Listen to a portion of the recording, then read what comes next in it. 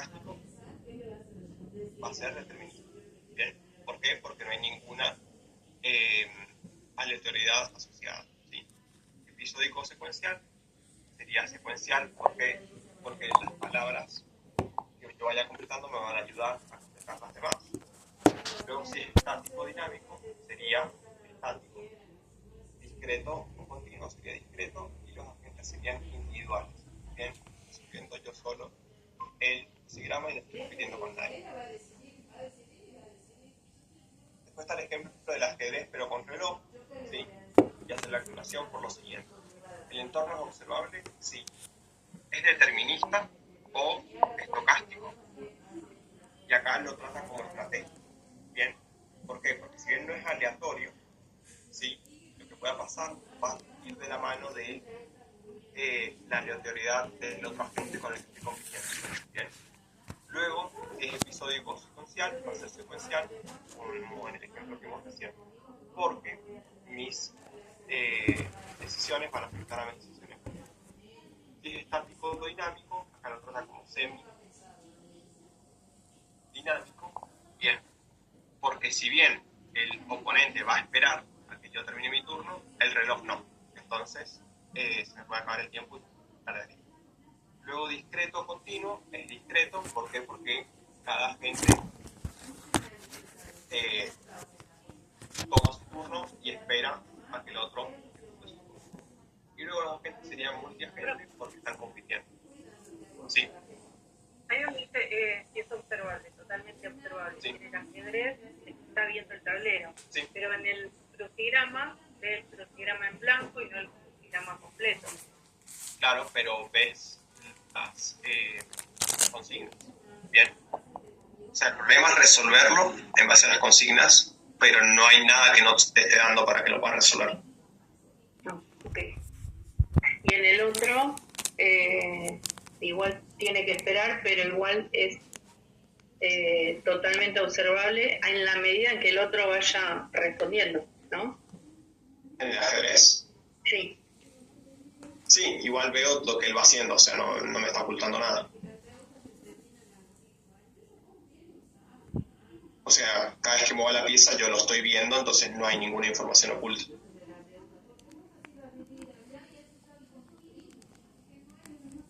Bien. Después tenemos el póker, por ejemplo.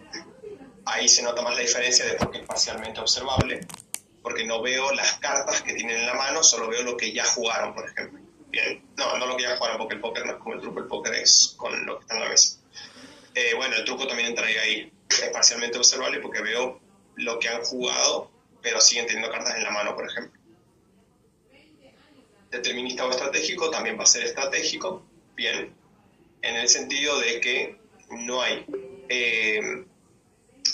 aleatoriedad asociada, solo la aleatoriedad está en las cartas que pueden haber salido, bien. Sí, Pedro. Pero en el ajedrez, ahí me queda la duda justamente de eso, le consulta a la compañera. Pero en el ajedrez vos ves el movimiento de la persona, pero el plano que tiene la persona, eso no lo ves. Pueden ser diferentes líneas que puedes seguir después en el ajedrez. Eso no lo estarías viendo. No sería parcialmente. No, obvio. No, de todas formas no es parcialmente observable porque no te falta ninguna información en la mesa, o sea, en el tablero. Acuérdate que tu entorno es el tablero y obviamente también el agente con el que estás compitiendo. Pero no es aleatorio porque ambos tenemos la misma estrategia, o sea, el mismo objetivo, y ambos estamos compitiendo por el mismo objetivo que hacerle jaque mate al otro. Bien, el cómo me lo va a hacer es lo que no sé a priori, bien, pero no hay aleatoriedad asociada. Perfecto, gracias. O sea, no, estábamos hablando si era observable o no, perdón, no si era aleatorio o no. O sea, veo todo en la mesa, ¿sí? No me puede ocultar nada. Y el objetivo de ambos es el mismo, así que en ese sentido no hay nada por saber. Bien. Y el truco y el póker, por ejemplo, serían parcialmente observables porque no puedo ver las cartas que tienen en la mano las otras personas, los otros agentes con los que estoy compitiendo, por lo tanto también sería multiagente, porque estoy hablando de que hay más agentes. determinista o estratégico es estratégico, bien.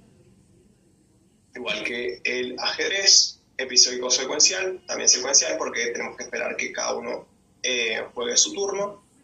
Estático o la otra opción era dinámico, sí, son estáticos, bien. ¿Por qué son estáticos?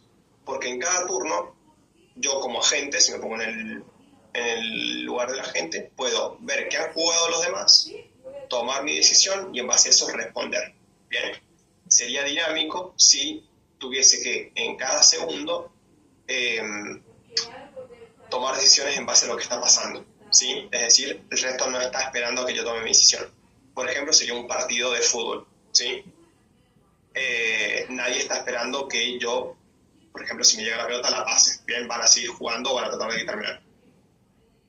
Eso sería un entorno dinámico, ¿sí? Después tenemos si es discreto o continuo. Eso es la más... discreto o continuo es como la más abstracta porque habla de la forma en que se relaciona la gente con el tiempo, ¿bien?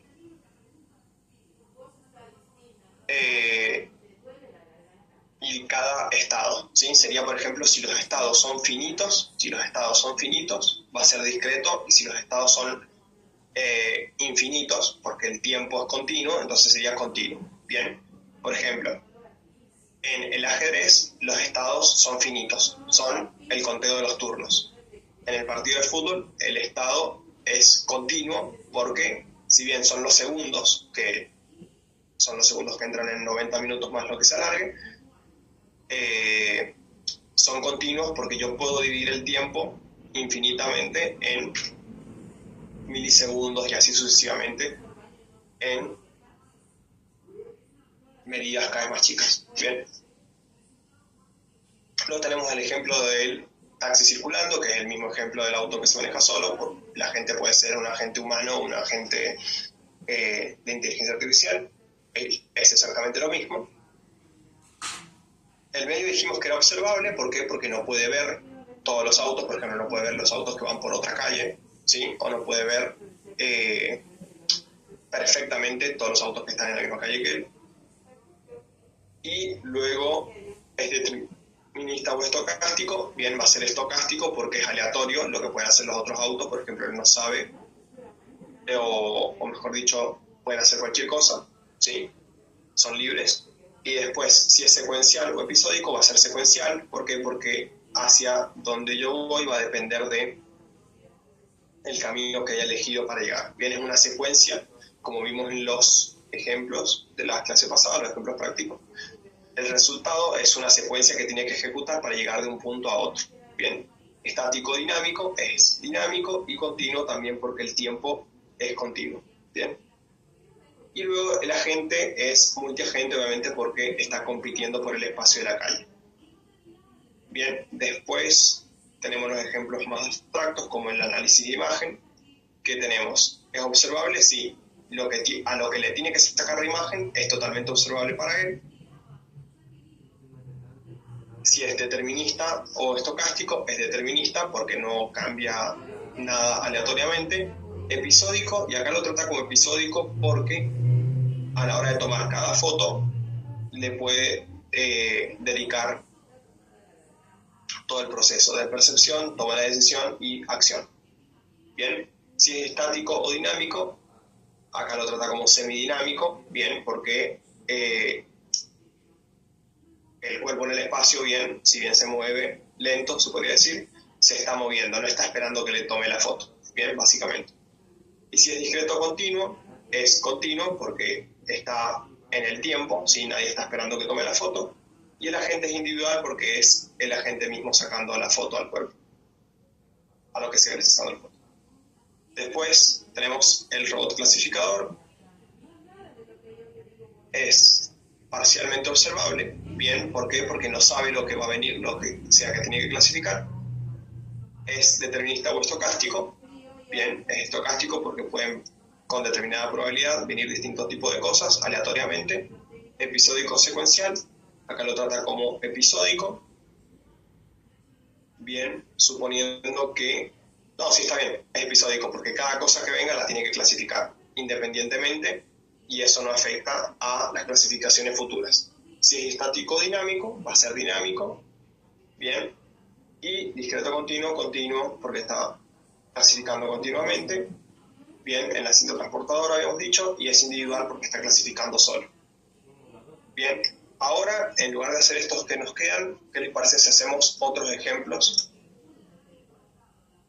que propongan ustedes y los clasificamos entre todos?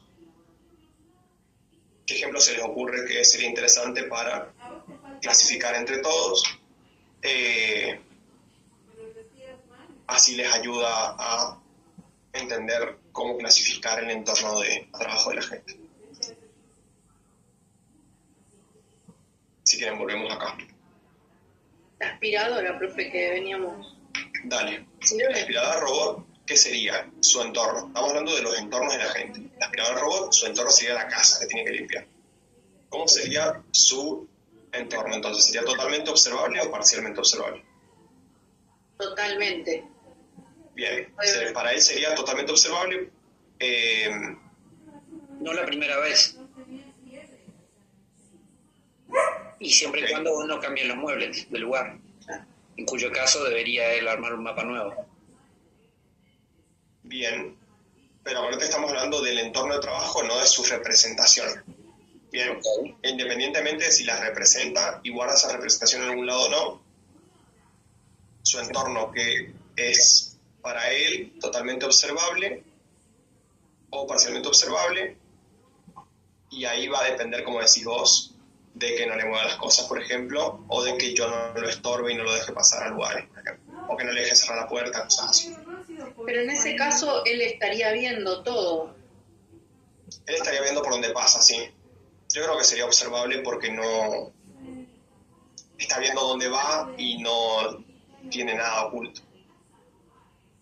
O sea, a medida que va avanzando va a ir viendo qué es lo que se encuentra y ahí por dónde limpiar. Bien, en base a sus percepciones. Es decir, a la hora de percibir, que lo que percibirá será el piso limpio o sucio o mucho más un nuevo obstáculo, no se pierde nada. Bien, no hay ruido que lo interfiere.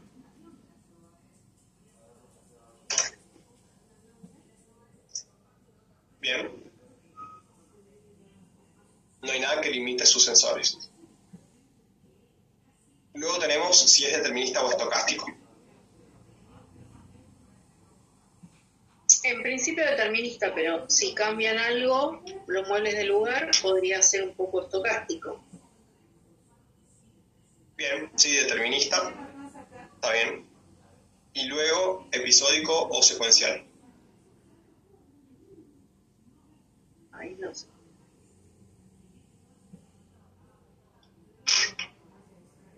Para definirlo bien, vamos a decir que el robot de aspiradora tiene sensores que le permiten ver todo el tiempo, digamos, a 1 metro de él, qué es lo que hay, ¿sí? Como para no chocarse nomás, y no mucho más, ¿sí? Como para definir mejor cómo percibe su entorno. Y después, si es episódico o secuencial, ¿qué dicen?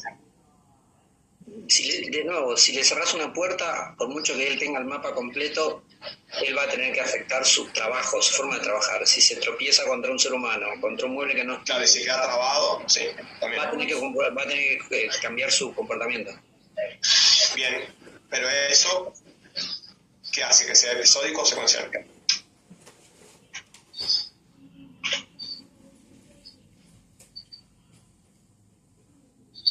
En ese caso sería episódico. Para mí sería secuencial. Bien, ahí va a depender de la aspiradora, como decís vos. Si tiene el mapa de la casa y tiene una traza de cómo la tiene que recorrer, sería secuencial.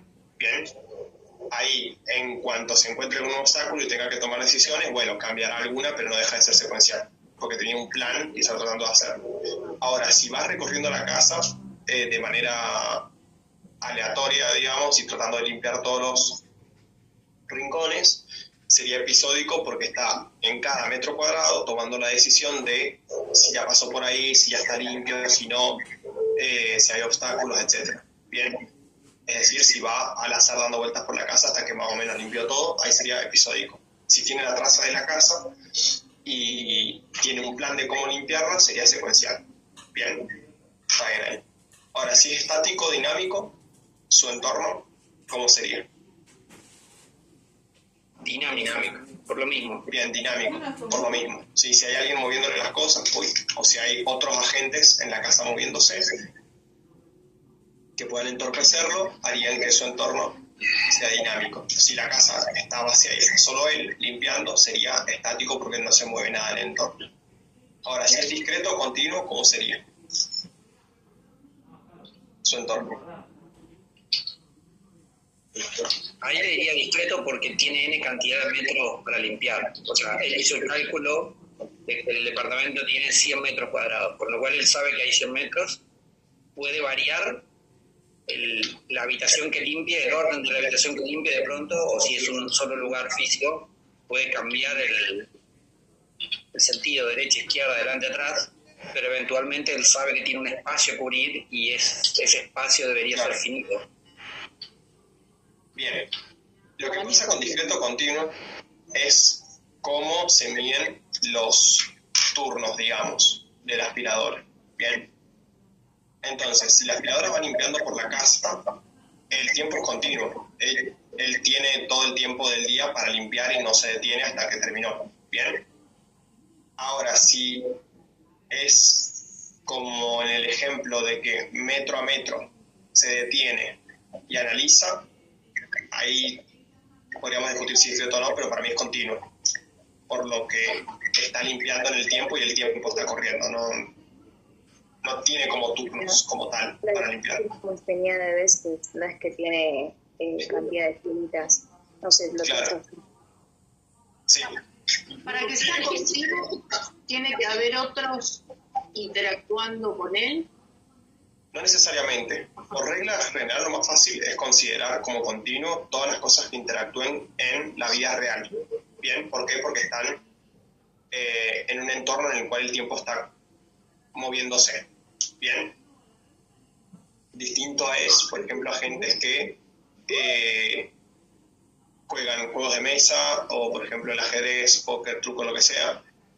Esos son más bien discretos porque los turnos son no en segundos, milisegundos, lo que sea, sino son acciones finitas. Bien, por ejemplo, los agentes que hicimos de resolver un camino o encontrar el camino en un laberinto son discretos porque en cada toma de decisiones el tiempo es discreto y la cantidad de acciones son finitas. Bien. En cambio, en el de la aspiradora robot, sus movimientos son continuos. Bien, está limpiando y moviéndose por la casa de manera continua. ¿Sí? Es decir, si yo miro en cada segundo o milisegundo a la aspiradora, va a estar en un momento o haciendo algo distinto. ¿Me explico? Es como si puedo fraccionar lo que está haciendo en milisegundos, entonces puedo considerar que es continuo. Porque eso haría que su tiempo sea infinito o pertenezcan a los reales. En cambio, sus turnos serían discretos en el ajedrez. Tiene 100 turnos o hizo 100 movimientos, listo. Son contados y son finitos. Y luego, si es individual o multiagente, es como decimos, va a depender si hay otras personas, o por ejemplo puede haber animales o niños, o cosas que le molesten en la casa. Eso va a hacer que sea individual o multiagente. Bien, ¿qué otro ejemplo se les ocurre? ¿Qué podríamos ver?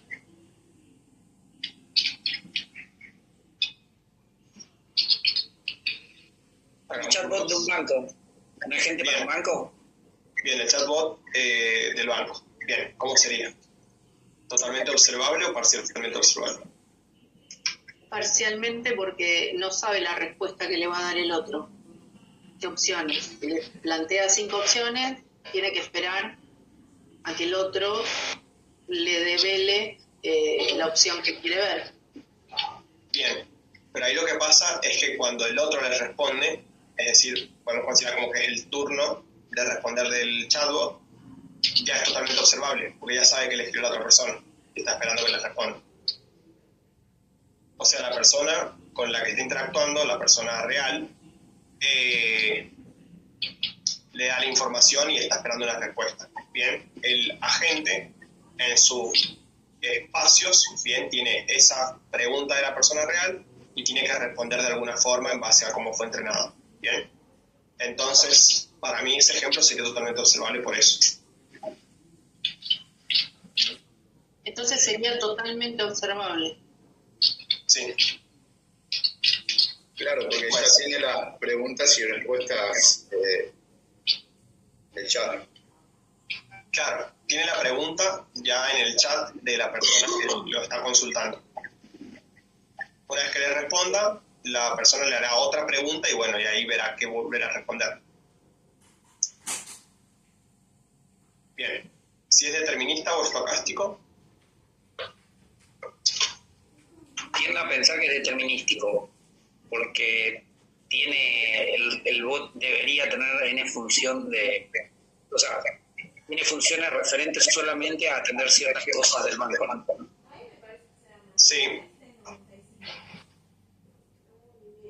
Sí. Ahí está raro porque habría que ver cómo funciona, no puedo entrar al banco y preguntar la temperatura. No me va a responder. Claro. Anda a otro lugar. Acá repregunto. Sí, debería ser determinista. Corriente o caja de ahorro, no mucho más. Claro. Debería ser determinista. Después, si es episódico o secuencial. Sería secuencial ahí, porque depende, tiene como un plan de respuestas. Claro, pero acuérdate que estamos hablando del entorno, ¿sí? Entonces sería, la persona le pregunta, el agente le responde. La persona le pregunta, el agente le responde. Para mí ahí sería episódico por eso. Bien. O sea, si bien la persona puede hacer muchas preguntas a la vez, una vez que ya le terminó de hacer las preguntas, el agente, bueno, analiza todo lo que le preguntaron y se toma su tiempo en buscar una respuesta en su base de datos, como se había sido entrenado, elegir la mejor respuesta, armarla y devolvérsela a quien le consulta. Bien. Después tiene que esperar que la persona le vuelva a hacer otra pregunta y así sucesivamente. Entonces, episódico. Bien. Pregunta, le hacen la pregunta, la interpreta, la analiza, razona y responde en base a cómo fue entrenado a esa respuesta específica. Y así, uno y uno. Entonces sería episódico. Bien. Independientemente de lo que le responda, la persona que le consulta puede salir con cualquier otra pregunta, bien, o no responderle más directamente y se terminó, ¿sí? Entonces, medio que lo que planee responderle a futuro no tiene mucho sentido. ¿Sí? Quizás la persona va con una pregunta específica, se la responde y se termina ahí la conversación, o después le pregunta algo que nada que ver y así sucesivamente. Bien. Después, si es estático o dinámico, ¿cómo sería? Y ahí dinámico, porque el entorno va cambiando en función de las preguntas. Para mí es estático, porque la pregunta entró y el agente tiene que formular la respuesta y no mucho más. Claro. Sí. En lo que la gente formula la respuesta no pasa nada para él, en su entorno. Su entorno, recuerden cuál es, el chat. No, él no opera en ningún otro lado. Bien. No hay nada sucediendo mientras él da la respuesta para él. Bien. Entonces, y si después si es discreto continuo,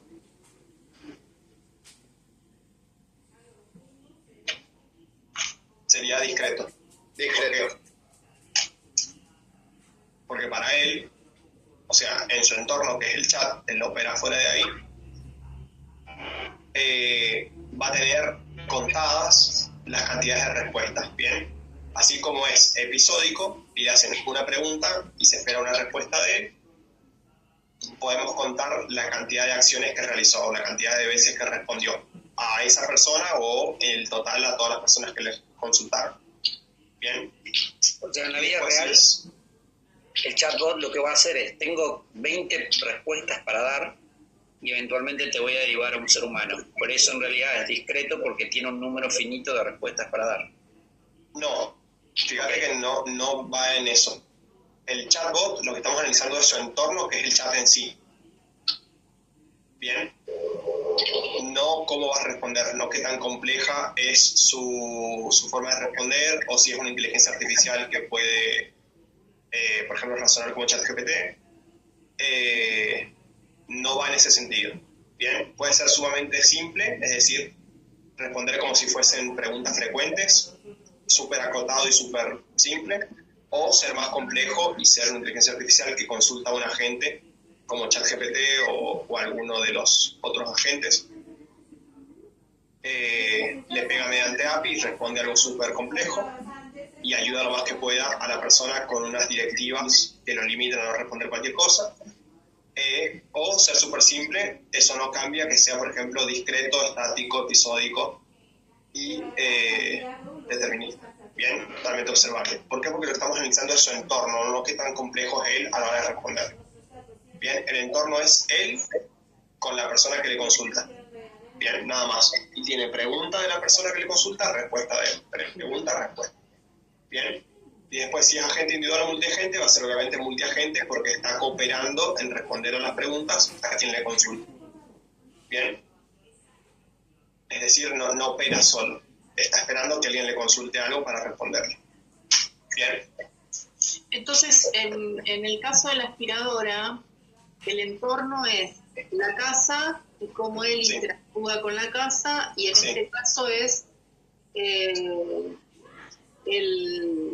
interlocutor y las preguntas y las respuestas. Ajá. Sí.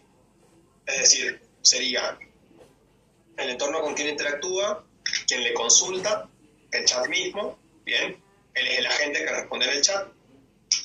Sus sensores, ¿cuáles serían? El cómo interpreta a partir del chat lo que sea que le estén preguntando, ese texto con lenguaje humano, natural. Y después, cómo acciona es cómo devuelve la respuesta al chat. Bien, su entorno es el chat. Él es un agente que lee y responde en el chat a otro agente, que es una persona humana que le está consultando algo. Bien.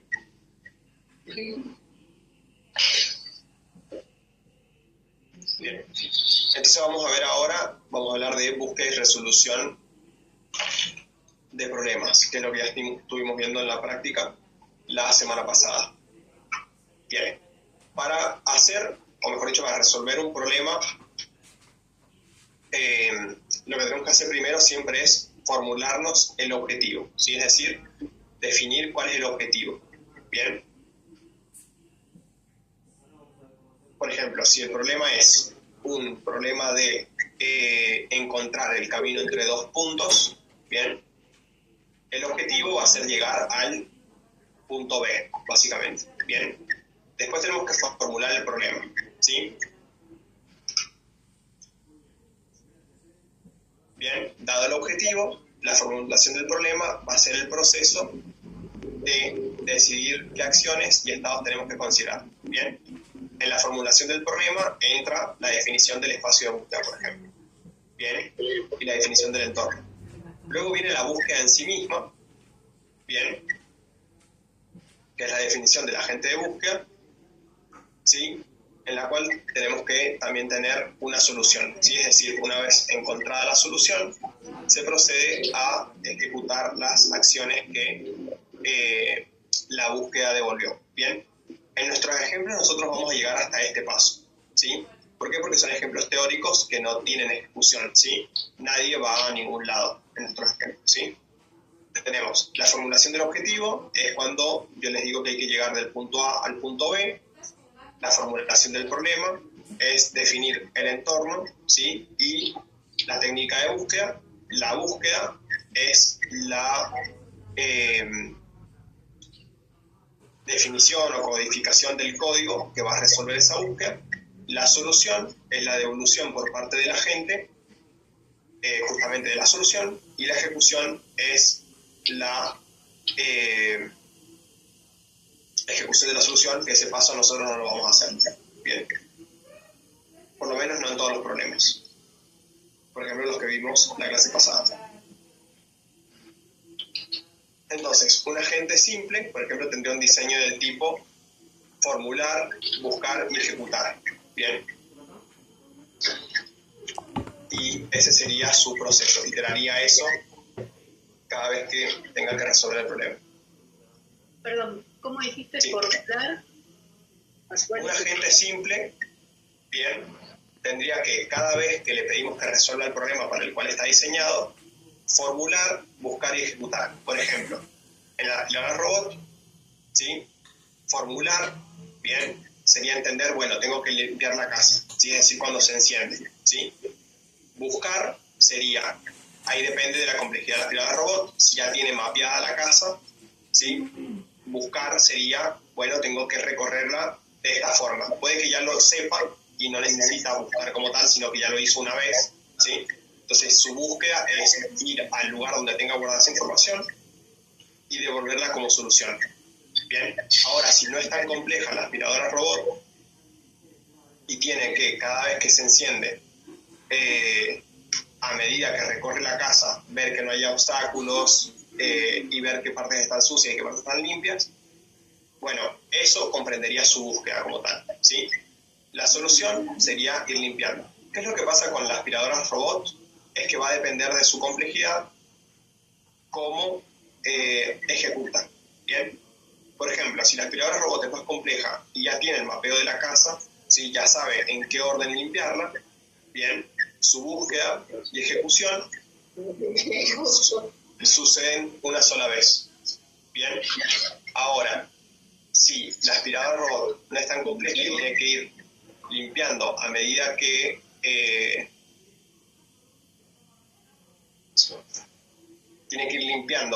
va explorando la casa, bueno, ahí se van intercalando búsqueda, ejecución, búsqueda, solución, ejecución, búsqueda, solución, ejecución.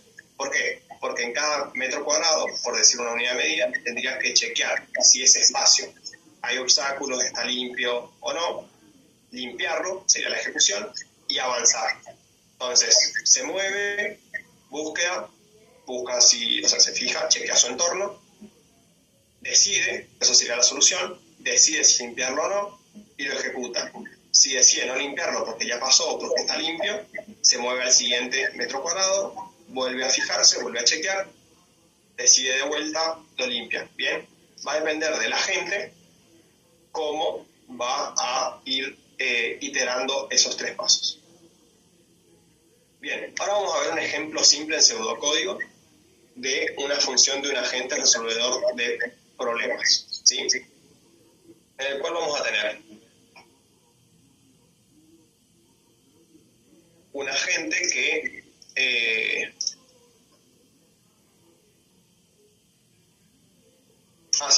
agente sencillo resolviendo problemas, es decir, es el agente que devuelve la acción que habría que hacer. Bien, este agente no hace nada, ¿sí? Al igual que los agentes que vimos en la clase pasada, serían iguales. Bien. Entonces, es un agente sencillo que tiene como input una percepción y devuelve una acción a realizar. La entrada sería la percepción, ¿sí? Es decir, el parámetro que yo le paso, percepción, una percepción. Bien. Al ser un agente estático, ¿sí? Va a tener una secuencia de acciones que va a estar vacía inicialmente. Bien, esto es lo que veíamos en la clase pasada. Esa secuencia de acciones sería el camino. Bien, que recuerden, arrancaría vacío. Un estado, bien, es la descripción del estado actual del mundo, bien, que recuerden que era lo que en la primera iteración definíamos que era como igual al estado inicial. Un objetivo, bien, que puede ser parámetro o puede ser inicialmente nulo, bien, y un problema, bien, es la formulación del problema, bien. En nuestro ejemplo práctico teníamos la secuencia de acciones que era el conjunto de los visitados, bien, y el conjunto de los caminos o camino para después devolverlo como la solución. El estado es el estado actual. Bien, esto era lo que hacíamos dentro del while, que desempaquetábamos la fila de doble entrada y guardábamos como estado actual. El objetivo es el chequeo el objetivo sería devolver el camino, sería el return, y el problema, sí sería el chequeo de si ya estoy parado en el objetivo, bien, en el estado final, ¿sí? Después tenemos, ahora sí, cómo sería el código. Tendríamos un estado, bien, que sería el estado actual. A este estado hay que actualizarlo, bien, acá lo define como una función separada o extra llamada actualizar estado. Bien, nosotros lo hacíamos adentro mismo, no hacíamos una función aparte. Bien, es lo primero que hacíamos dentro del while, ¿sí? Luego, entonces, si la secuencia estaba vacía, lo que había que hacer entonces era formular el objetivo, bien, en términos de un estado, bien, recuerden que los objetivos es un estado a alcanzar, formular un problema, bien, en el sentido de cómo resolver ese estado, ¿sí? Profe, la secuencia sería la búsqueda, ¿sí? En el código, yo estoy mirando acá el código que hicimos el otro día, cuando vos decís formular, el problema sería el if. El if sería el problema, ¿sí? El objetivo, nosotros se lo pasábamos como parámetro y era un estado que había que alcanzar, ¿sí? Era el H, el F, etc. Acá lo está metiendo adentro, ¿sí? Es decir, lo formula adentro. Nosotros ya se lo pasábamos como parámetro. El problema era chequear que el estado actual sea igual al objetivo. Por eso acá le pasa estado, objetivo. Cuando estas dos valores o estados se igualen, se considera que el problema está resuelto. Bien. La secuencia, bien, es la búsqueda del problema. Acá lo pone en términos de búsqueda del problema, porque es la búsqueda de la solución que va a hacer que el problema esté resuelto. Bien. Esta secuencia es lo que vamos a querer devolver. Bien. La acción, ¿sí?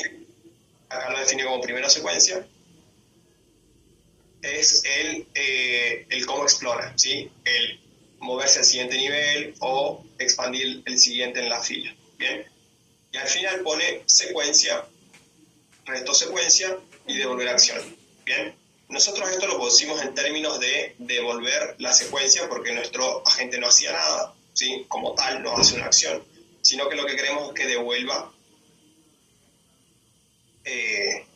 o sea, su fin es devolver la secuencia, no devolver una acción. Bien. Ahora vamos a hablar de cómo se considera un problema y una solución bien definida. Bien. Tenemos que definir esta serie de objetos o conceptos, ¿sí? Tenemos un estado inicial, ¿sí? Que generalmente se lo vamos a pasar como parámetro a nuestro agente buscador de soluciones o nuestro agente resolvedor de problemas, ¿sí? ¿Por qué? Porque tenemos que decirle cuál es el estado en el cual va a comenzar. Bien. Luego tenemos que definirle la función sucesor. Bien. ¿A qué se refiere con la función sucesor? ¿Sí? Es básicamente dado un estado particular, ¿sí? Puede ser el inicial o puede ser cualquier otro estado sucesor de este mismo. Bien. Definir cómo va a, o mejor dicho, quiénes van a ser los estados sucesores, ¿sí? Es decir, en base a dónde está en el estado actual, definir cuáles van a ser los siguientes posibles estados. Bien. Entonces, esta función sucesor, ¿qué va a devolver? Va a devolver un conjunto de pares ordenados, acción sucesor, donde cada acción es una de las acciones posibles, bien, a partir del estado actual en el que se encuentra. Bien. Y cada sucesor, obviamente, tiene que ser un estado alcanzable desde el estado actual. Bien. Esta función sucesor va a estar definida por el tipo de búsqueda en nuestros casos, ¿sí? Es decir, si es una búsqueda por anchura, va a estar implícito dentro del código mismo el cómo esta función sucesor ordena, ¿sí?, la fila de expansión. Bien.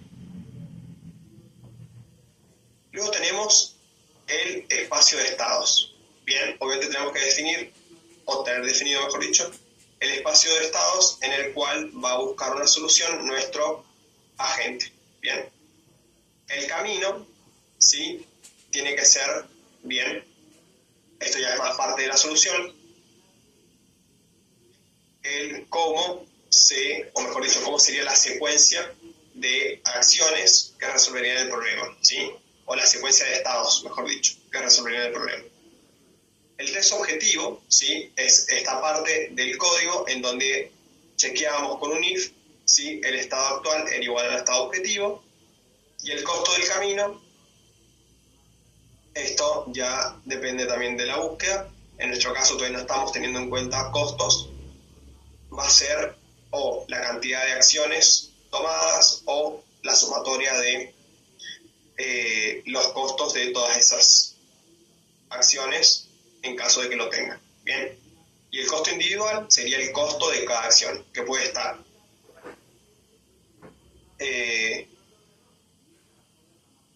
definido en los espacios de estado, ¿sí? Es decir, si tenemos costos individuales, deberían estar definidos junto con los espacios de estados, a menos que sean unitarios y implícitamente valgan todas las acciones lo mismo. Bien, luego tenemos que hablar de la formulación del problema, ¿sí? A la hora de formular un problema, tenemos que tener en cuenta estos tres conceptos: la abstracción, bien, la formulación incremental y la formulación completa, de los estados. Con abstracción nos vamos a referir al proceso de eliminar detalles de una representación que sean innecesarios. Bien, es decir, que además de abstraer la descripción del estado, debemos abstraer sus acciones. Bien, ¿por qué? Porque, por ejemplo, si tenemos que definir como problema un agente que maneja un auto, ¿sí?,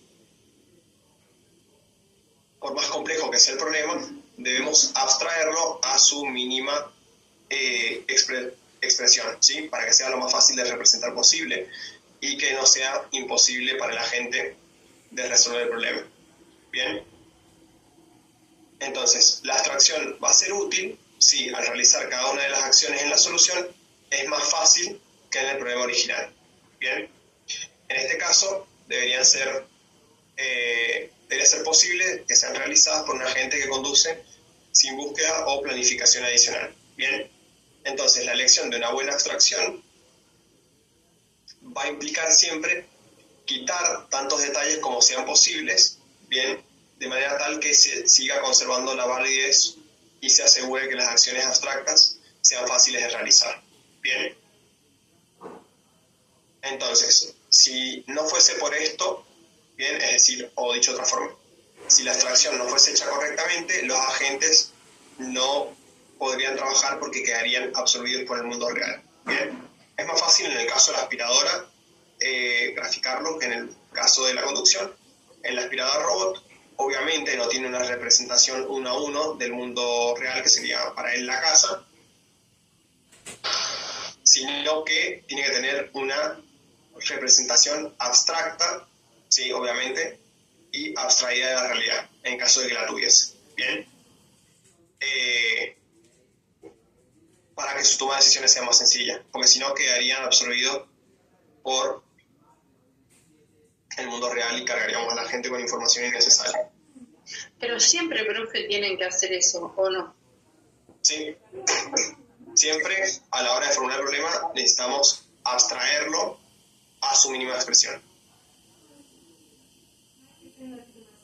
Bien, luego cuando hablamos de formulación incremental, hablamos de que vamos a partir siempre de los agentes más sencillos, o mejor dicho, la formulación del problema a su mínima expresión más sencilla, y a partir de ahí, si queremos complejizarlo, podemos empezar a formular y agregar capas o pasos extra. Bien, por ejemplo, en la aspiradora robot arrancaríamos con el problema abstraído a su mínima expresión, que sería la aspiradora que puede percibir obstáculos y no mucho más, y si el piso está sucio o no.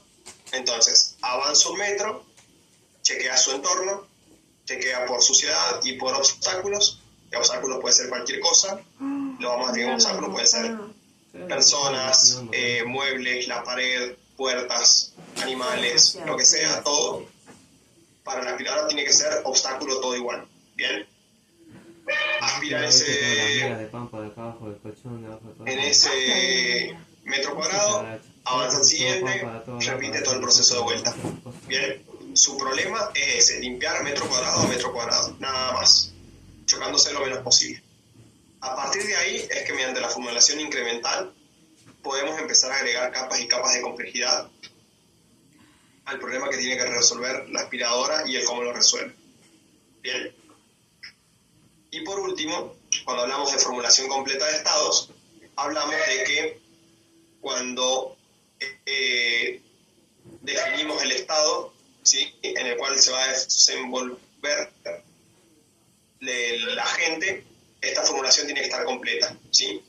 Si no está completa, o por ejemplo, si no hay solución, es porque la formulación del problema está a medias, ¿sí? Está mal. Bien. ¿Por qué? Por ejemplo, si la tarea o el problema a resolver por el agente es explorar como tal, bien, es decir, podrían decir que no conoce todo su estado, bueno, está bien, pero tenemos que poner el problema en términos de alguna forma que ese estado pueda alcanzarse, bien. Ejemplo, un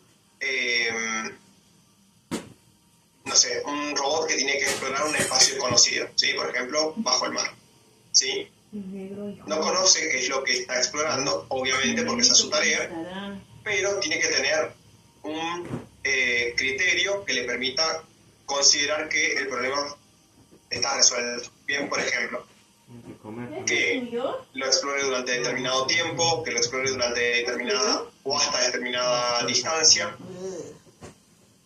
o que considere de alguna forma que mapeó todo el espacio de búsqueda. Bien, eso también sería un problema resuelto. De esa forma tienen que resolver el problema. Bien, distinto sería mandar al robot a buscar algo, ¿sí?, que no se encuentra, por lo tanto nunca lo encontraría y nunca podría resolver el problema. Bien.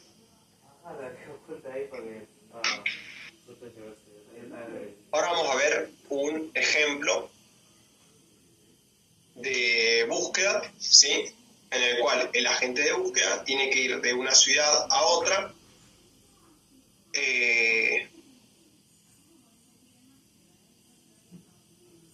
eso, básicamente, tiene que ir de una ciudad a otra, ¿sí? Entonces vamos a disponer las ciudades por las cuales tiene que moverse la gente en un árbol, ¿sí? Es decir, su representación del estado va a ser un árbol de decisiones. Bien. Esto se resuelve, como ya hemos visto, mediante búsqueda de espacio de estados, ¿sí? El cómo va a buscar va a depender de qué técnica de búsqueda utilicemos. Puede ser o por anchura o por profundidad. Bien, nosotros ya vimos por anchura, bien, así que vamos a quedarnos con ese ejemplo para ver esto, ¿sí? El problema que tiene que resolver nuestro agente es ir desde Arad hasta Bucarest, bien, y lo va a ir resolviendo de la siguiente manera, ¿sí? Su estado inicial, ¿cuál sería? Arad, bien.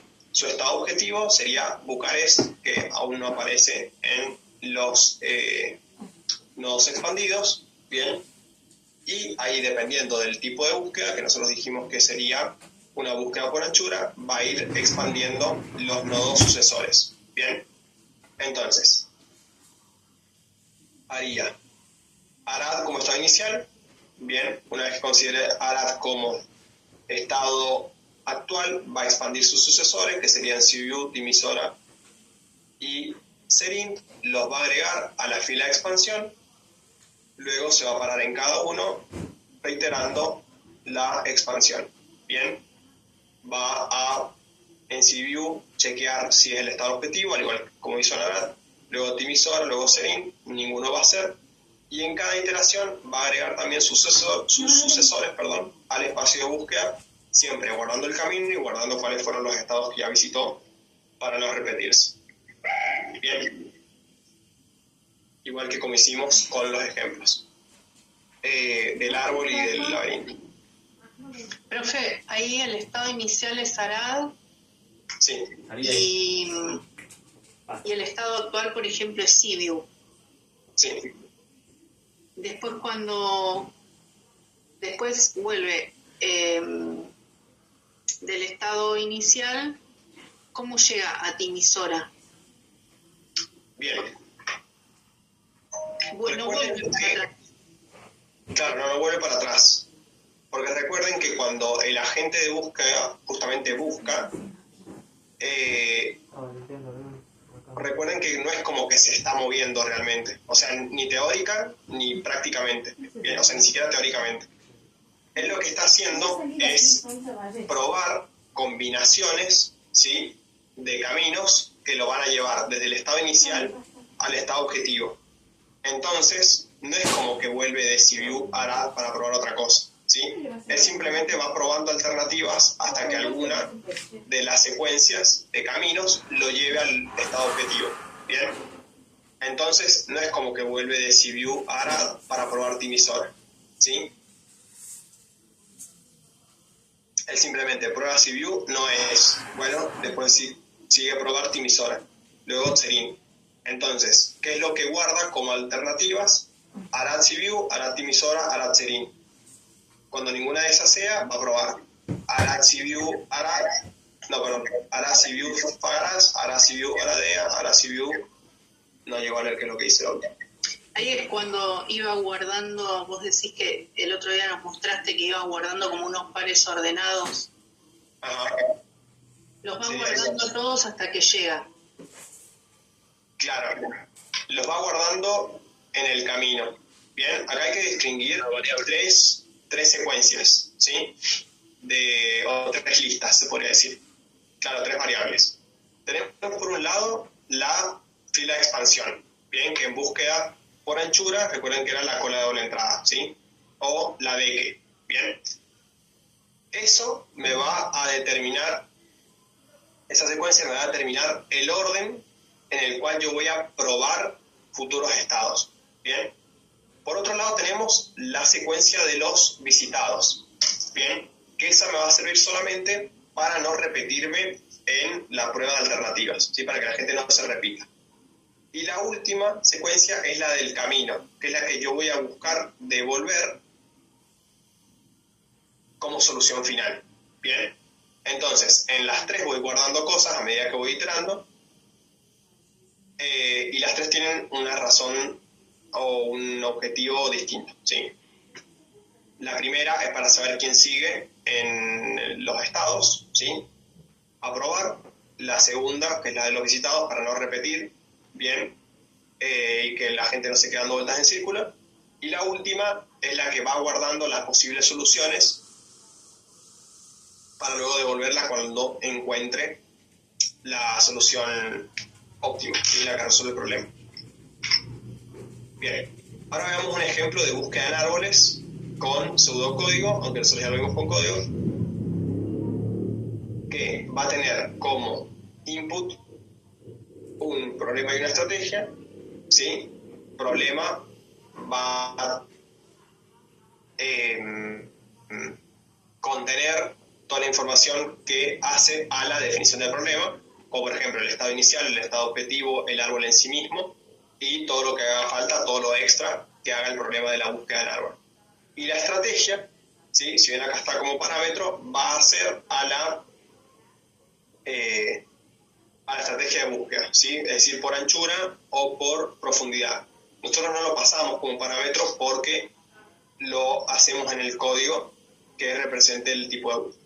Bien, esto va a devolver, es decir, va a tener como return una solución o un fallo. Bien, recuerden que tenía como return o la solución misma o nulo si no encontraba la solución. Entonces,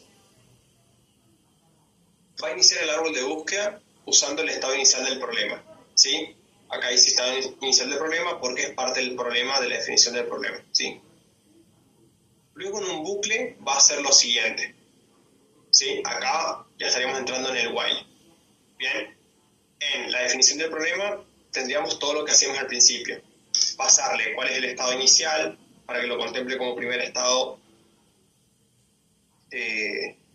actual, definir el camino, definir el conjunto de los visitados, etc. Luego, si dentro del bucle while va a ser, en el caso de la por anchura, bien, acá está haciendo lo genérico independientemente si es por anchura o por profundidad, o el que sea. Dentro del while, en nuestro ejemplo de búsqueda por anchura, va a ser lo siguiente. Si no hay candidatos para expandir, entonces devolver fallo. Bien, recuerden, ¿qué pasaba si el while se quedaba sin candidatos para expandir? Porque ¿qué es lo que expandía el while? La DE. Bien. Entonces, si no había nada, salía, terminaba el bucle while y tiraba un return. Bueno, pero si hay algo, va a ser lo siguiente. Escoger, de acuerdo a la estrategia, un nodo hoja para expandir. Bien, ¿a qué se refiere con esto? ¿Recuerdan cómo hacíamos en lo primero que se hacía dentro del while? Un pop left. Bien, eso era primero entrado, primero salido de la fila de doble entrada. Bien, eso va de acuerdo a la estrategia de búsqueda por anchura, ¿sí? Entonces, si ese nodo contiene un estado objetivo, entonces tiene que volver la solución, ¿sí? Acá era el si, el if de estado actual igual a estado objetivo, entonces devolver camino. Hacíamos el return del camino. Si este sí no se da, si hacíamos lo que continúa, que es expandir el nodo y añadir los nodos resultados al árbol de búsqueda. ¿Qué quiere decir esto? Esto es el for que existía dentro del while que expandía los sucesores del nodo actual de forma tal que fuesen luego expandidos dentro del while en las futuras iteraciones, ¿sí? Entonces, siempre que sea un algoritmo de búsqueda, va a tener este esqueleto, ¿sí? Con estas partes. Bien, independientemente del tipo. Ahora que ya hablamos del nodo, vamos a volver a ver cuáles son los componentes del nodo, ¿sí? Vamos a tener un estado, ¿sí? Que va a ser el estado dentro del espacio de estados que corresponda con el nodo que estamos analizando. Bien. También tiene que tener un nodo padre, bien, que va a ser el nodo en el árbol de búsqueda que ha generado este nodo, es decir, desde donde se generó una acción para llegar a este estado actual. Luego tiene que tener una acción, bien, que es la acción que se le aplicó al nodo padre para generar el nodo que estemos analizando. Y luego tiene que tener un costo del camino, bien, tradicionalmente denotado mediante una función de costo, ¿sí? Y va a ser el costo de, o mejor dicho, va a ser la sumatoria de todos los costos de las acciones hasta llegar al nodo que estemos analizando, ¿bien? Y por último, la profundidad sería el número de pasos o el número de acciones a lo largo del camino desde el estado inicial hasta este estado actual, ¿bien? O hasta este nodo actual. Bien.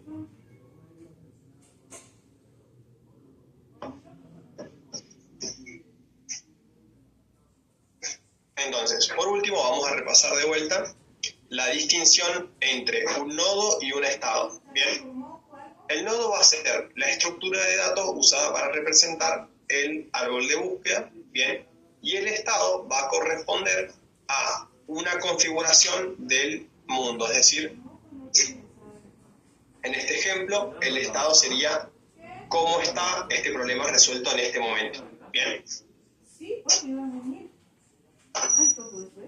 Entonces, los nodos van a estar en caminos particulares según lo definido por los punteros del nodo padre, mientras que los estados no lo están, ¿sí? ¿Por qué? Porque el estado es la foto del nodo, ¿sí? Es decir, cómo está configurado o cómo estaría configurado el mundo o el problema en ese momento, ¿sí?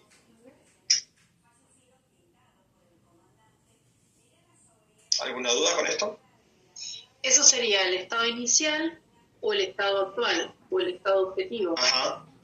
Son Ajá. 3 posibilidades. Esos serían los estados, claro. El nodo contempla mucho más. Contempla quién es su padre, qué acción se hizo desde su padre para terminar con este estado actual, bien, es decir, para que el nodo tenga estas características y el estado sea este. La profundidad, es decir, la cantidad de acciones previas que hubo para llegar desde el estado inicial a este estado, y cuáles son los nodos hijos o sucesores y las acciones que los generarían, ¿sí? Y también el costo del camino hasta este nodo. ¿Qué sería, profe, el nodo? ¿El árbol completo con todos los movimientos? El nodo sería no el árbol completo, sino la rama del árbol con la acción desde su predecesor hasta él, más el estado, que el estado sería en el árbol el nombrecito que tenga el nodo, ¿sí? Por ejemplo, los estados en los árboles de decisiones eran simplemente los meros nombres, ¿sí? A, B, C, D, esos eran los estados. El nodo contemplaba mucho más. Contaba el nombre del estado, la lista de los sucesores, saber quién era el predecesor si es que tenía, bien, y cuántos movimientos o acciones eran necesarias para llegar desde el estado inicial hasta este estado actual, o hasta este nodo en específico. Pero no es el árbol en total en sí. Eso sería el espacio de estados. Bien. Ahora ya, por último, vamos a hablar de cómo se mide el rendimiento de la resolución del problema. Se mide en base a todos estos ítems. Bien. Recuerden que cuando introduje las búsquedas no informadas, hablamos de que había 3 grandes tipos, ¿sí? Teníamos búsqueda por anchura, por profundidad y de costo unitario. Bien, nos vamos a enfocar en la búsqueda por anchura y por profundidad como comparación de estas medidas de rendimiento. Bien, cuando introduje el tema, hablé de que la búsqueda por anchura era más completa que la búsqueda por profundidad. Bien, ¿por qué? Porque completitud, ¿sí?, habla de que va a recorrer más del espacio de búsqueda, ¿sí?, que la búsqueda por profundidad. Bien, entonces, ¿cómo se evalúa la completitud en un algoritmo de búsqueda, ¿sí?, o en algún otro tipo de algoritmo o de agente que resuelva cualquier tipo de problema? Bien, básicamente lo que se va a fijar es si está garantizado, o la pregunta que se va a hacer es si está garantizado que el algoritmo encuentre una solución si esta existe. Bien, es decir, siempre que exista una solución, si el algoritmo la va a encontrar, entonces estamos hablando de que si cumple con la completitud. Bien, si no es capaz de encontrarla, siempre que exista, entonces no es muy completo. Bien, no estaría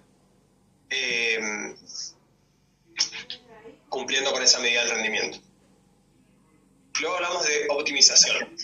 Bien. Profe, pero siempre que encuentre... Eso va a depender del programa, o sea, si el programa está completo o si está incompleto. Va a depender de cómo lo soluciona el problema. Bien, no de si el problema tiene solución o no. Porque habla de que si siempre que tiene solución la encuentra, entonces estamos hablando de que sí es completo. Ahora, si aunque haya solución, es decir, si existe una solución y no es capaz de encontrarla, entonces no podemos hablar de que esté completo. Pero eso, o de que cuente con completitud. ¿Eso quiere decir que hay una falla o que no existe respuesta? Claro, entonces, no, la respuesta existe, no es capaz de encontrarla, por alguna razón. Entonces, estamos midiendo su rendimiento, no podemos decir que sea una solución completa. Bien.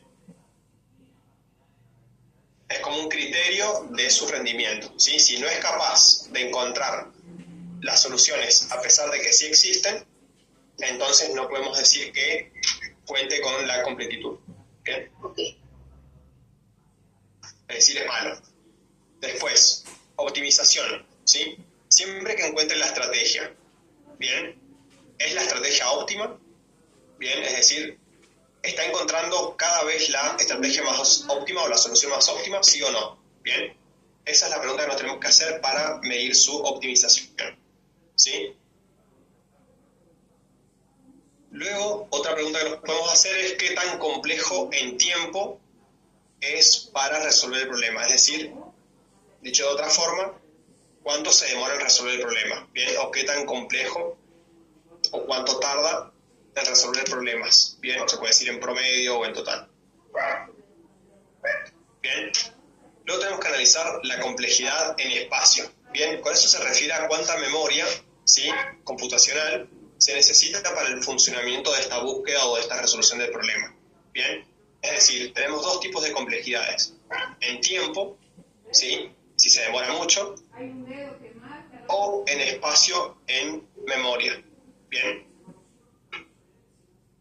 Recuerden que cuando la computadora está ejecutando un programa, ¿sí?, o un algoritmo, utiliza su memoria RAM para hacerlo. ¿Bien? ¿Por qué? Porque va guardando todas estas variables locales en la memoria RAM, ¿sí?, en la memoria temporal. Entonces, si al resolver el problema ocupa demasiada memoria RAM, puede ser un problema y puede que no sea muy óptimo, ¿sí? Lo mismo con el tiempo, ¿sí? Si demora, no sé, por decir algo, 2 días en encontrar una solución, quizás no es muy óptimo. Bien. Y por último, tendríamos que hablar del factor de ramificación, ¿bien?, que tiene estos 3 parámetros, ¿bien? Entonces, para explicar estos 3 parámetros y qué es el factor de ramificación, perdón, tendríamos que hablar de que, primero, contextualizarnos en un grafo, ¿bien? Que recuerden que el grafo era el árbol de decisión, solo que se podía volver entre los nodos, ¿bien? Ir y volver. Entonces, contextualizados en este grafo, ¿sí?, en donde tenemos un estado inicial y una función sucesor, es decir, definido cómo vamos a expandirlo, ¿bien? Entonces, la complejidad se expresa en estos 3 términos, ¿bien? B sería el número máximo de sucesores en cualquier nodo, ¿bien? Esto sería en cualquier nivel cuál es el valor máximo de sucesores. Por ejemplo, si en una rama tengo 4 sucesores y ese es el máximo, B sería 4. Bien. Lo que pasa es que ahora ella va a tener que aceptar lo que sea. La profundidad no está aquí. Del nodo objetivo más superficial. Bien. Y M sería la longitud máxima, de cualquier camino en este espacio de estados. Entonces, B no sería otra cosa que la anchura máxima del árbol. Bien. D, la profundidad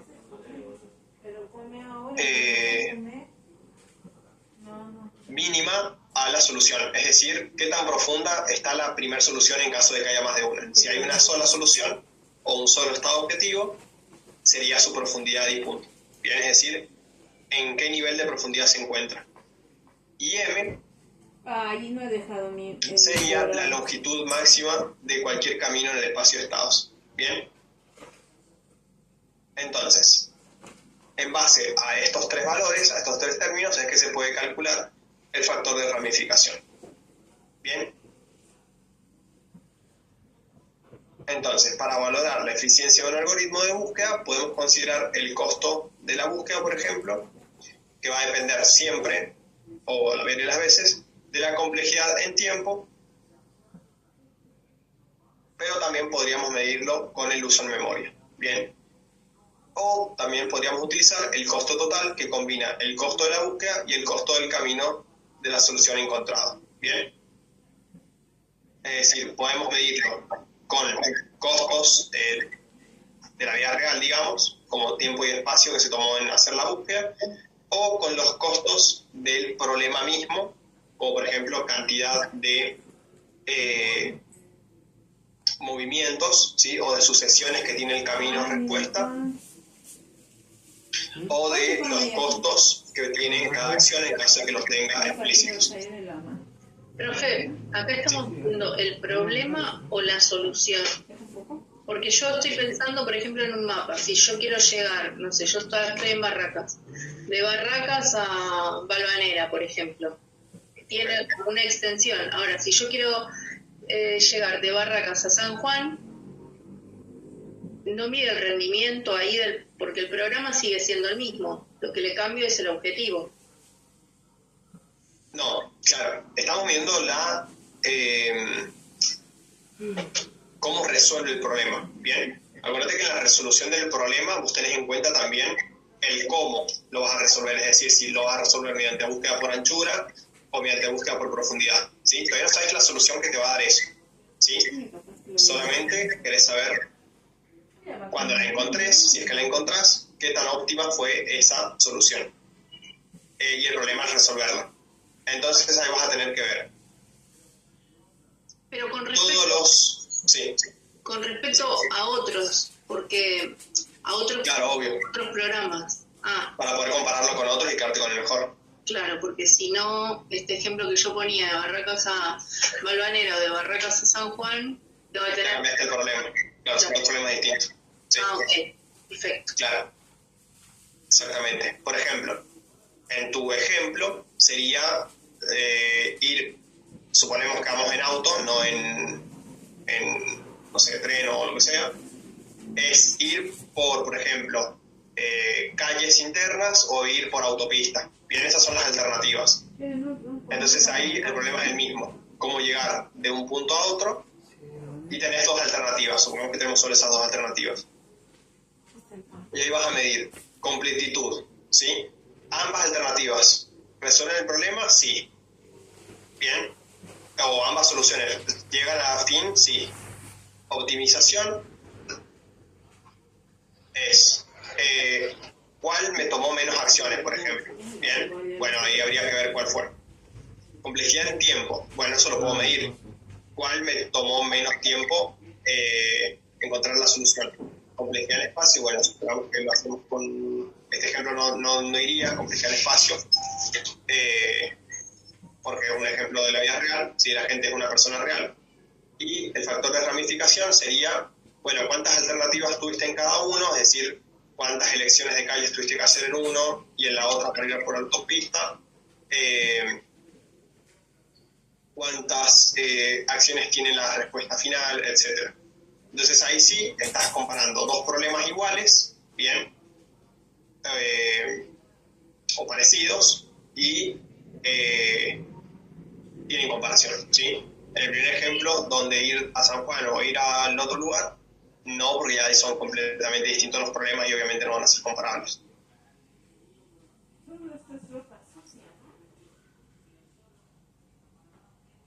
Bien, ¿alguna otra duda? Por ahora yo no. Genial.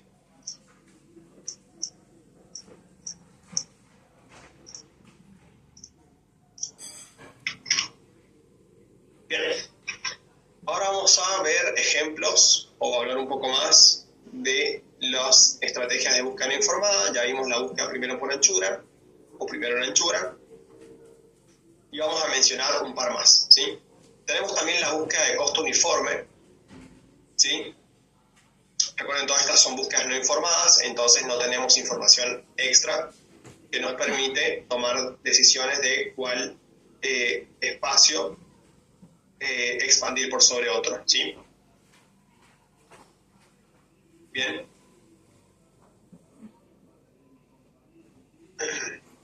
Entonces, la búsqueda por anchura ya la conocemos.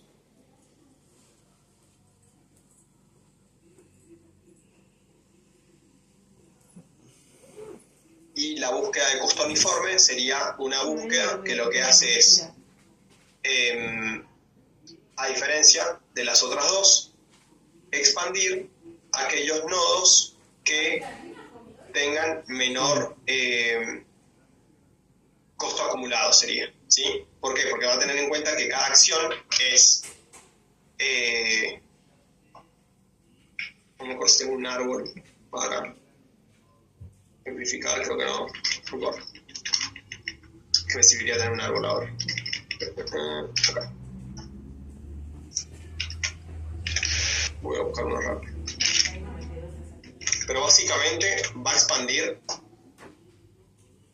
todo el nivel antes de pasar a siguientes niveles, evitando meterse en siguientes niveles de profundidad. Quiero ver alguno que esté trunco. Este, por ejemplo. Es por elegir un ejemplo cualquiera. Pero siempre se confunde con la búsqueda por anchura. Va a elegir esto como nodo inicial y supongamos que quiere llegar hasta acá. Primero va a agregar esto y les va a asignar costo 1. Bien, porque cuesta una acción cada uno llegar hasta ese punto. Luego va a expandirlos y agregar todos estos como posibles sucesores, todos con costo 2 también. ¿Por qué? Porque están en nivel 2. Y por último estos, ¿sí? Entonces, en el orden va a expandir todo esto y luego va a pasar por acá. ¿Qué pasa?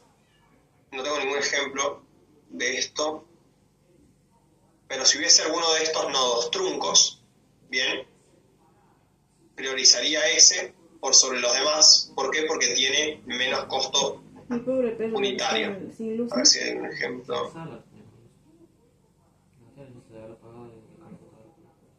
¿Quiere decir que va a ir primero a ese lugar antes de ir al que tiene más movimientos?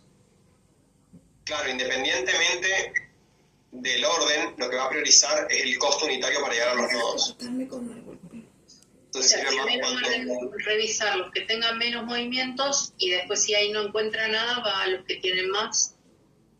Claro. Los agrega a la fila. Lo que importa acá es cómo va agregando y en qué orden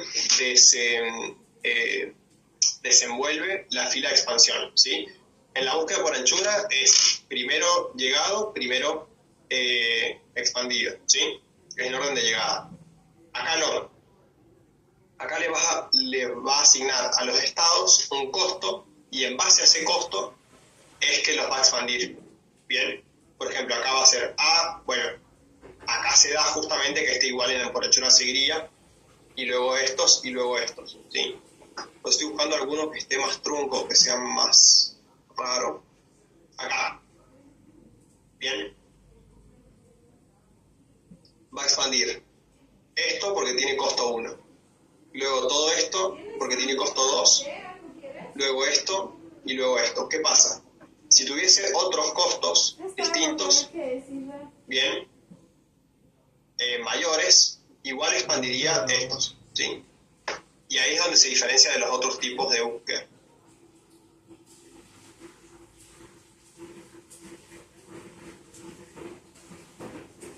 Bien, es porque lo hace en base al costo de las acciones.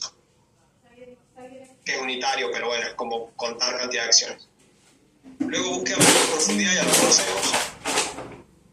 Lo que hace es avanzar o expandir una rama hasta llegar a su nodo terminal, bien, antes de probar la siguiente alternativa. Ya vamos a ver en código cómo queda esto representado, ¿sí? Es muy distinto a búsqueda por anchura. Luego tenemos la búsqueda hacia atrás, que no es muy distinto a las otras búsquedas, ¿sí? Lo que va a hacer es buscar desde el nodo objetivo hasta el nodo inicial, ¿sí? Luego tenemos la búsqueda de profundidad limitada, ¿sí? Que esta búsqueda parte del concepto de la búsqueda por anchura, con la diferencia de que lo que va a hacer es buscar hasta una profundidad, ¿bien? O puede partir por la búsqueda en profundidad, ir hasta la profundidad 4, por ejemplo, antes de pasar a la siguiente, ¿bien? Va hasta el final, pero hasta el nivel 4. Luego prueba la siguiente alternativa, la siguiente rama, hasta el final, hasta el nivel 4, y así. Luego la búsqueda primero en profundidad, con profundidad iterativa, ¿bien? es lo mismo, con la diferencia de que va corriendo el límite. Bien. Y por último, la búsqueda de longitud iterativa, esta es más rara, no recuerdo. Bien, es análogo a la búsqueda primero en anchura, bien, en la cual se explora en cada iteración una capa completa de nuevos nodos antes de continuar la siguiente.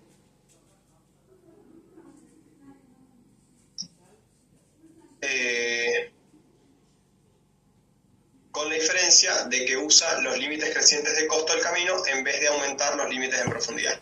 Bien, es decir, es como la búsqueda en profundidad iterativa, solo que con la lógica de búsqueda por anchura, pero aumentando la profundidad en base al costo en cada capa. Bien, y luego tenemos la búsqueda bidireccional, que también es más rápida, se podría decir. ¿Por qué? Porque va a buscar como si fuesen dos agentes buscando a la vez, uno que va desde el principio hasta el objetivo final y uno que parte del objetivo final hasta el inicio. Bien, va a considerar que encontró la solución cuando ambos agentes se encuentren en el medio. Bien, ese vamos a ver cómo queda en código, está bueno. Y acá por último tenemos una tabla de comparación de las distintas búsquedas no informadas. Bien, vamos a ver en tiempo, ¿sí?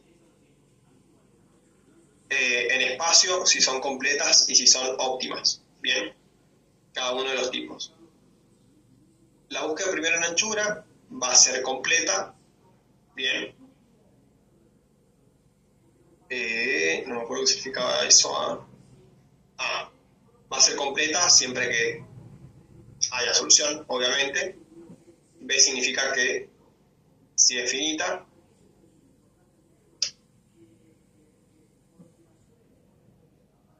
¿Y qué más? C es óptima si los costos son iguales, y D si en ambas direcciones se utiliza la búsqueda primero en anchura. Bien. Entonces, primero en anchura, ¿va a ser completa? Sí. Bien, siempre que la búsqueda sea finita. Bien, el costo uniforme, siempre que sea finito, y completa siempre que los costos, bien, sean... ¿qué significaba esto? Que existan y sean positivos. Bien. Luego, primero en profundidad, bien, ¿va a ser completa? No. ¿Sí? Puede que no la encuentre a pesar de que exista. Profundidad limitada, lo mismo. ¿Por qué? Porque parte de la primera profundidad. Profundidad iterativa, sí, siempre que sea finita. O sea, dice primero en profundidad que no es completa porque no encuentra en la primera profundidad, en la primera. No necesariamente. No. Significa que puede no encontrarla, bien, a pesar de que exista. Por eso la considero no completa. Y no recorre todo el árbol si la respuesta está en el árbol. Sí, pero puede que el árbol sea muy grande o muy complejo y no la encuentre. O sea, finito, pero muy grande y muy complejo, entonces no llega nunca. Bien.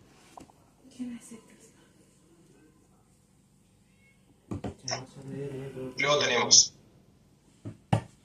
la profundidad iterativa, sí, y si es bidireccional, bien, sí, y acá tiene el sí aplicable. ¿Por qué? Porque está considerando que es bidireccional, pero en ambas direcciones está siguiendo la lógica de la búsqueda primero en anchura. Bien. Luego, en cuanto a tiempo, acá pone las fórmulas de tiempo. Bien, la función va a depender de la anchura elevado a la profundidad más 1, ¿sí? O sea, la fórmula para calcular el tiempo. Luego, esto sé qué significará, no me acuerdo. El costo, bien, va a depender del costo de la las acciones, ¿sí? Óptimas, bien. Luego, la de búsqueda a profundidad va a depender de la anchura por la cantidad de secuencia o acciones del camino de solución. La profundidad limitada va a depender de la anchura y del límite, obviamente, y la profundidad iterativa va a depender de la anchura y la profundidad, ¿sí? Luego la bidireccional va a ser la anchura por la profundidad dividida en dos. ¿Por qué? Porque va en ambas direcciones explorando al mismo tiempo. Por eso es la profundidad dividida en dos. En cuanto a espacio en memoria, va a ser igual, ¿sí?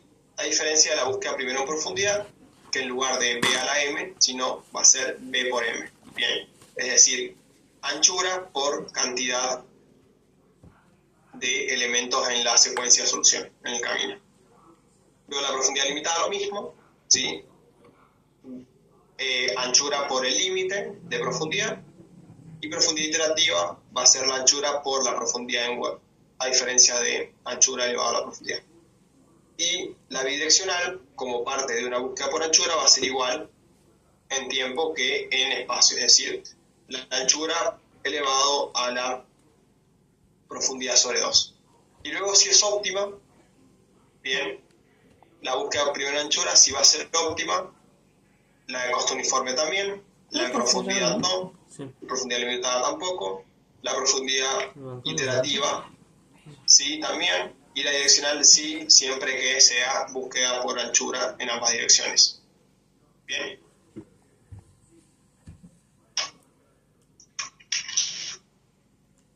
Nosotros vamos a verlas todas. Creo que profundidad iterativa casi siempre depende de los tiempos, pero me parece que esta es la que no llegamos a ver. El resto sí.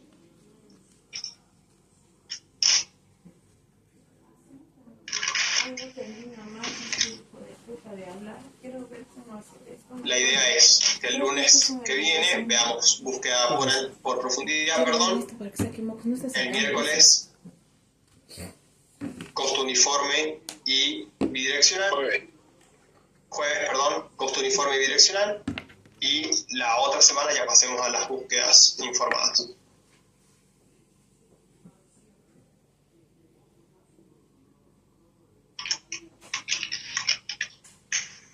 Profe, el parcial es más práctico que teórico, ¿no? Sí, es práctico, directamente. No, es completamente práctico. Ah, listo. ¿Se hace en el instituto? No recuerdo. Sí. Sí, creo que lo vamos a hacer en el instituto. Sincrónico en meeting, pero voy a hablar para ver si lo tienen que hacer en el instituto o en su casa.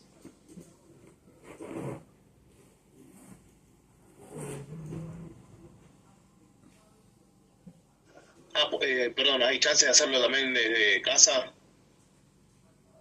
Sí, porque todavía no defino si va a ser en sincrónico o a entregar.